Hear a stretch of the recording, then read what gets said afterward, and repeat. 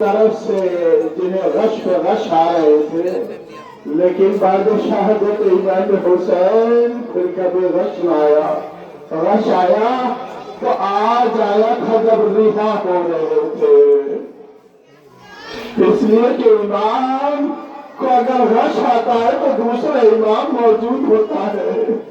کربلا میں امام حسین علیہ السلام موجود تھے تو سید سجاد پہ غش آ رہے تھے، لیکن امام حسین کا گلا کٹا، سب لوگ کے نیزے پہ ملک ہوا، ہمارے امام کے ہاتھوں میں ہتکڑیاں، پیروں میں بیڑیاں پڑ گئی، اب کبھی غش نہ آیا۔ حاضر اور خیر خانہ میں رہائی کا وقت ہے۔ یزید نے امام زین العابدین کو بلایا، اب بلانے کے بعد حداد کو لوہار کو بلا کے کہا کہ ان کے ہاتھوں سے ہتکڑیوں کو اتار دے۔ آئے میرا مولا، آپ اس وقت کو یاد کرو کہ جس رات ہمارے 5 امام 5 سال کے تھے، ارے بچے کو ایک جوان باپ کے ساتھ ہتکڑیوں کے ساتھ ہتکڑیاں پہنا دی گئی ہوں گی۔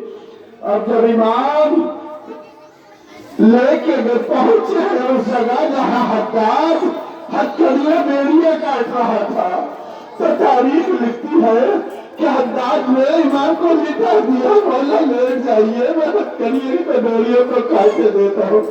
اور چھوٹے سے بیٹا ساتھ میں ہے، ہتکڑیاں ساتھ میں ہے، امام کے ہتکڑیوں کو کاٹا۔ سالم نے اس طرح سے پہنائی تھی کہ ہتکڑیاں بھی ہاتھ میں گوشت کو باہر نہیں تھی، پیروں سے بیڑیاں بھی زخم ہرے ہو گئے، خون بہنے لگا۔ اب جو امام کے گلے میں خاردار توق کہا جاتا ہے نا، جب توق کو کاٹنے کے لیے حداد نے امام سے کہا، امام ذرا تکلیف ہوگی، صبر کرنا، کار کربلا سے گلوہ سے شہاد تک صبر کرتا چلا، اب بھی صبر کروں گا۔ ارے اس سے معلوم کیا حداد تو رو کیوں رہا ہے؟ کہا مولا میں اس لیے رو رہا ہوں، میں کس طرح سے انہیں الگ کروں، اس لیے کہ جب اس دور کو کاٹ رہا تھا تو وہ کاٹے گلے میں چولے ہوئے تھے، اب جو نکلتے تھے ساتھ میں گوشت خون آ جاتا تھا، حتی نہیں گلا، امام کو غش آ گیا، 5 امام موجود تھے، بابا کو کس طرح سے دیکھا ہوگا، ہائے میرا مولا۔ غش سے افاقہ ہوا، مولا اٹھنے کے بعد زخموں پہ کپڑا رکھا گیا، زخم چھپا دیے گئے، اس لیے کہ علی کی بیٹی کے سامنے جانا تھا۔ اب جو جناب زینب کے پاس پہنچے، زندگی میں شام میں پہنچے تو دیکھا، کہا بیٹا یہ زیور کہاں گیا؟ کہا یزید نے ہمیں آزاد کر دیا۔ کہا آزاد کر دیا؟ تو بیٹا تم نے کیا کہا؟ کہا پھوپھی اماں میں نے کہا ہے کہ میں اپنی پھوپھی کے بغیر کچھ نہیں کروں گا۔ یزید نے کہا ہے کہ اس نے ہمیں آزاد کر دیا، چاہے مدینے چلے جاؤ چاہے یہی رہو۔ کہا تو جاؤ، جا کے کہو کہ زینب ایسے نہیں جائے گی، پہلے اپنے بھیا کا ماتم کرے گی، ایک مکان خالی کر دے۔ عزاداروں یہ مکان کا منظر ہے، وہ قید خانے کا منظر ہے، مکان خالی ہوا، زہرا کی بیٹی نے سب کچھ فرش آزاد بچھا کے اب وہ کربلا کا منظر پیش کیا ہے۔ وہ مختصر سا سن لیجئے، زہرا کی بیٹی نے رونا شروع کیا ہے۔ ارے تاریخ میں لکھا، اب جب روتے روتے بیویوں کی چادریں آئی تو چھوٹی سی چادر تھی، چھوٹی سی چادر، ارے چادر کسی تھی؟ سکینہ کی چادر تھی، سکینہ کی چادر کو اللہ نے مار لیا، لاؤ میری بیٹی کی چادر دے دو۔ اب چادر لیا،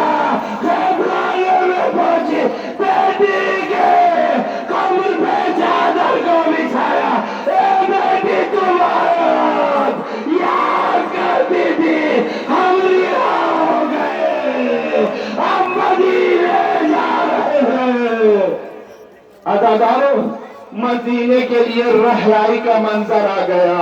پہلے کربلا جانا ہے نا اس قافلے کو. اور یہ قافلہ جس وقت چلنا چاہتا ہے سب بیویوں نے سوار ہوئی. اب جو دیکھا رباب نہیں ہے. رباب کو دیکھا اور گوشے میں سکینہ کی غم سے لپٹی ہوئی رو رہی ہے. جناب زینب پہنچی. اے بھابی رباب ابھی جاؤ. اب میرا کیا رکھا ہے؟ 3 معاملہ 3 نشانیاں تھی. میرا سوال کربلا میں مٹ گیا. میرا گوشت کا پالا لیا تھا کربلا میں شہید ہو گئے. میری بیٹی سکینہ جسے تلوار سے ڈر لگتا تھا اور یہاں اکیلی ہے. میں اس کا مجامل بنوں گی. سید سجاد بازو پکڑیے گا. اماں اٹھو چلو مدینے چلیں گے. ربا کس طرح سے اٹھی. رب نے سکینہ کو زلزلہ ہوا. اب خدا بابا کے پاس پہنچو تو میرا سلام کہنا. زندہ نشان